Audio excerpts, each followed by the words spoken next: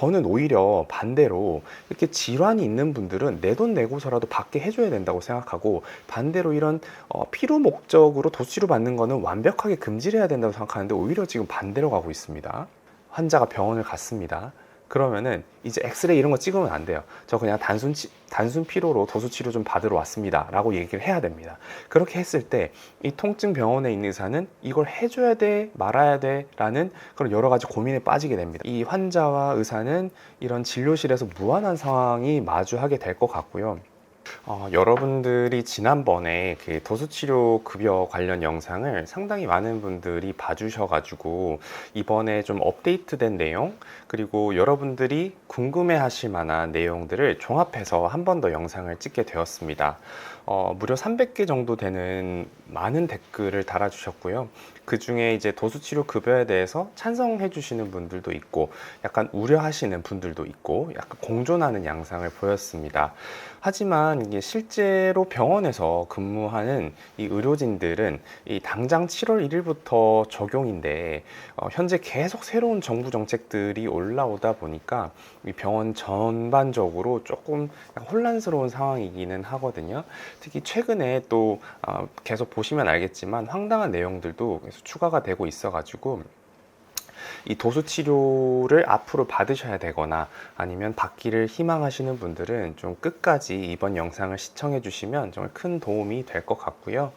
끝에 또 댓글로 자주 물어보신 내용들이 다 포함되어 있으니까요. 참고해 주시면 좋을 것 같습니다. 자, 일단은 보건복지부에서 올라온 그 도수치료 급여 기준을 먼저 간략하게 보시면 좋을 것 같습니다. 이 급여 대상은요, 기능 이상이나 통증이 지속되는 근골격계 질환 환자입니다. 아시다시피 인정 횟수는 그 주 2회 이내에 총 15회를 초과할 수 없다라고 되어 있습니다. 부위 불문하고. 하지만 이 수술이나 골절로 인한 경우에는 24회까지 실시할 수 있다라고 되어 있어요. 그러니까 종합을 해보면 여기서 횟수 자체는 되게 명확하게 제시를 해줬습니다. 그러니까 일반적인 통증 환자는 1년에 딱 15회만 할 수 있다. 근데 내가 만약에 수술을 받았거나 골절이 있는 경우에는 24회까지 실시할 수 있다. 이렇게 생각하시면 될 것 같습니다. 그리고 인력 기준은요, 이제 정형외과나 신경외과, 재활학과, 마취통증학과 전문의가 있는 곳만 이 관리급여 도수치료를 시행할 수 있습니다. 그러니까 예를 들어서 일반 의원 같은 경우에 가시면은 이 도수치료를 받기가 어렵다, 이렇게 보시면 될 것 같고요. 가장 중요한 게 이 4번 항목입니다. 여기서 핵심 내용은 뭐냐면요, 이 도수치료를 받기 전에 기본적으로 최소 2주 이상, 그리고 횟수는 4회 이상의 다른 치료를 먼저 선행해야 된다는 거예요. 그러니까 다른 치료는 뭐냐면 여기에 기본 물리치료 아니면은 단순 재활 치료를 최소 2주 이상, 그리고 횟수는 4회 이상 받으라고 되어 있습니다. 이게 뭔지는 제가 바로 다음에 말씀드릴 텐데요. 사실 이것만 보시면 이 2주 정도의 다른 치료를 받아야 된다는 자체만으로도 이미 도수치료의 허들이 높아진다라고 보시면 될 것 같아요. 일반 직장인 분들은 사실 2주 정도를 시간을 내 가지고 다른 기본적인 물리치료를 받으러 오기가 되게 어렵거든요. 그래서 이것 자체만으로도 아마 도수치료를 받으려는 그 수요가 많이 줄지 않을까라는 생각이 듭니다. 그러면 이 기본 물리치료와 단순 재활치료는 뭐냐 보시면, 기본 물리치료는 아마 여러분들이 잘 아시는 그런 여러 가지 열 전기 치료에 해당하고요.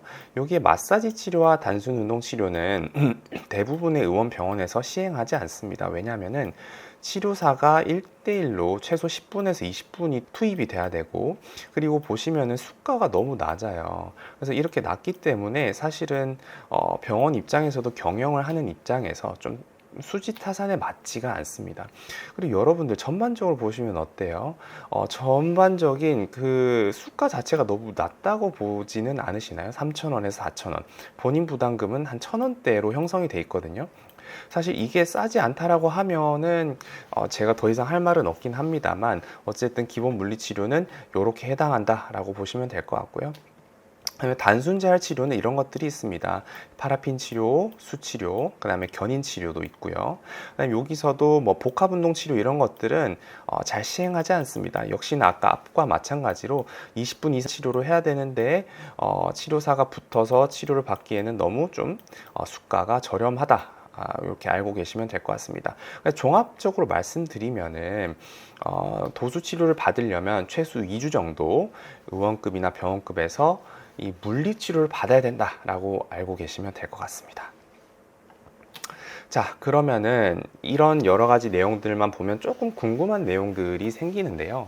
그래서 추가로 이 복지부에서 관련 Q&A 자료를 내놨어요. 그 중에서 좀 핵심 내용만 좀 보여드리겠습니다.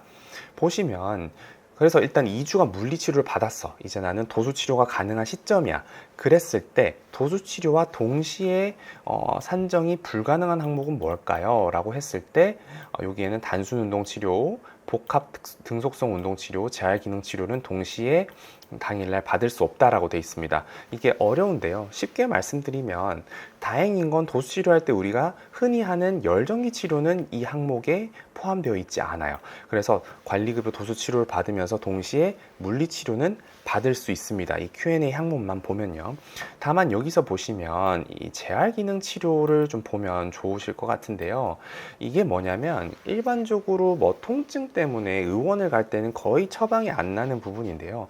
보통 재활병원이나 요양병원에서 뭐 중추신경 손상이나 아니면 파킨슨 환자분들 이런 여러 가지 노인성 질환을 가진 분들이 입원을 하게 되면 이 재활기능 치료를 거의 매일 하게 됩니다. 근데 만약에 이 재활기능 치료와 이 관리급여 도수 치료가 동시에 당일날 산정이 안 되게 되면은 결론만 말씀드리면 이런 재활이나 요양병원에서 입원하시는 재활 중인 분들은 이제 급여 도수 치료를 못 받는다라고 보시면 될 것 같습니다. 조금 약간 황당한 내용이죠. 자, 그 다음에 도수치료의 연간 총 15회에서의 연간의 기준은 매년 1월 1일부터 12월 31일까지를 의미하고, 다만 올해 같은 경우에는 기존의 6월 말까지 시행한 거는 그냥 다 무시하고 7월 1일부터 12월 31일까지의 횟수만 산정하겠다라고 되어 있습니다. 이건 다행인 부분이고요. 그 다음에 이제 가장 중요한 내용이 나오는데, 인정 기준이 연간 15회를 초과하게 되면 비급여로 받을 수 있나요? 아니요, 받을 수 없다라고 되어 있습니다. 그러니까 이게 좀 되게 황당한 내용인데요. 그러니까 15회를 초과해서 이 내 돈을 내고서라도 이 도수 치료를 받고 싶은 사람들은 받을 수 없다는 겁니다. 이게 얼마나 조금 안타까운 소식이냐면요. 사실 일반적인 통증 환자분들은 뭐 정한되면 뭐 주사 치료를 하거나 뭐 물리 치료를 하거나 하면서 좀 경과를 보면 되는데, 이런 얼굴마비 환자라든지 이 소아사경 환자라든지 아니면은 이 노인 환자의 기능 저하 예방을 위한 운동 치료, 우리가 흔히 얘기하는 중추신경 환자나 아니 파킨슨 환자 이런 분들이 도수 치료를 장기적으로 받아야 되거든요. 되게 꽤 오랜 시간을 받아야 되는데, 이런 분들은 앞으로 내 돈을 내고서라도 받고 싶을 때 못 받는다는 얘기예요. 이게 과연 맞나요, 여러분? 잘 모르겠습니다. 자, 그리고 더 황당한 내용이 나옵니다. 자, 질환 치료 목적이 아니라 이 단순 피로 등의 사유라면 도수 치료를 비급여로 받을 수 있나요? 받을 수 있대요. 뭐죠? 그러니까 질환이 있어서 15회 초과한 다음에 내 돈 내고 돈 받는 도수치료 받는 거는 불가능한데, 단순 피로 목적이면 내 돈 내고 치료 받는 게 가능하다. 되게 저는 이걸 보고 되게 혼란스러웠거든요. 왜냐하면 사실 이 관리급여 도수의 취지 자체가 이런 단순 피로나 권태로 인해서 마사지 받으러 오는 도수치료 환자들을 막기 위함이 아니었나요? 저는 오히려 반대로 이렇게 질환이 있는 분들은 내 돈 내고서라도 받게 해줘야 된다고 생각하고, 반대로 이런 피로 목적으로 도수치료 받는 거는 완벽하게 금지를 해야 된다고 생각하는데, 오히려 지금 반대로 가고 있습니다. 보시면은 이 단순 치료 등의 사유라면 도수치료를 비급여로 받을 수 있는데, 그 이유에 대해서는 단순 피로 등으로 받는 도수치료는 별표 2의 비급여 대상에 해당된다라고 되어 있습니다. 그럼 이 별표 2의 비급여 대상은 뭐냐면, 여러분들이 잘 아시는 성형수술이라든지 아니면은 미용 목적, 우리가 탈모 같은 것들도 아직 다 내 돈 내고 받잖아요. 이런 것들이 별표 2의 비급여 대상에 해당합니다. 그러니까 결론적으로 말씀드리면, 이런 권태나 단순 피로로 받을 거면 이 네 돈 내고 받되 실손보험 청구하지 마라. 그러니까 이게 결론입니다. 그럼 여기서 이 환자와 의사는 진료실에서 어떠한 상황을 마주하게 될까요? 환자가 병원을 갔습니다. 그러면은 이제 엑스레이 이런 거 찍으면 안 돼요. 저 그냥 단순 피로로 도수 치료 좀 받으러 왔습니다 라고 얘기를 해야 됩니다. 그렇게 했을 때 이 통증 병원에 있는 의사는 이걸 해줘야 돼 말아야 돼 라는 그런 여러 가지 고민에 빠지게 됩니다. 왜냐면 사실 이거는 약간 의사로서 자존심 상하는 일이거든요. 차팅을 할 때 그냥 단순 피로로 도수 치료 시행한다 이렇게 써야 되는 거예요. 그러니까 결국 이걸 통해서 이 환자와 의사는 이런 진료실에서 무한한 상황이 마주하게 될 것 같고요. 도수 치료는 전반적으로 허들이 더 높아지고 결국은 제가 봤을 때는 이 보험사만 이득을 보는 그런 상황이 되지 않나라는 생각이 듭니다. 이게 맞나요?